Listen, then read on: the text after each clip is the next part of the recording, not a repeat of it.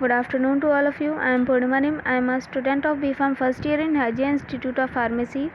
Today I will explain brain ventricles. The ventricles and cerebrospinal fluid. There are 4 cavities in the brain which is called ventricles. The ventricles are filled with cerebrospinal fluid which provide the following functions.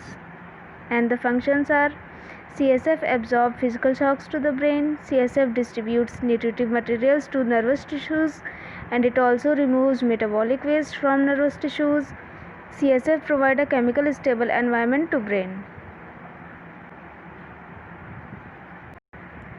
In the diagram we can see that E is 2 lateral ventricle. The right lateral ventricle and the left lateral ventricle occupies the cerebral hemisphere.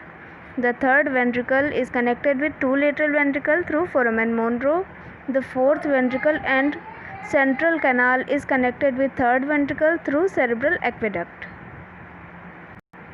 Each wall of the ventricle contain a network of capillaries which is called choroid plexus. Ependymal cells surround these capillaries. Blood plasma entering the ependymal cells from the capillaries is filtered as it passes into the ventricle, forming CSF. Any material passing from the capillaries to the ventricles of the brain must do so through the ependymal cells, because tight junctions linking these cells prevent the passage of plasma between them. Thus, the ependymal cells maintain a blood-CSF barrier controlling the composition of the CSF.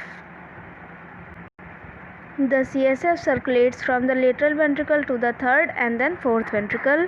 From the fourth ventricle, most of the CSF passes into the subarachnoid space, a space within the linings of the brain. Also, some CSF also passes from the central canal of the spinal cord. The CSF returns to the blood through the arachnoid villi located in the dural sinensis of the meninges.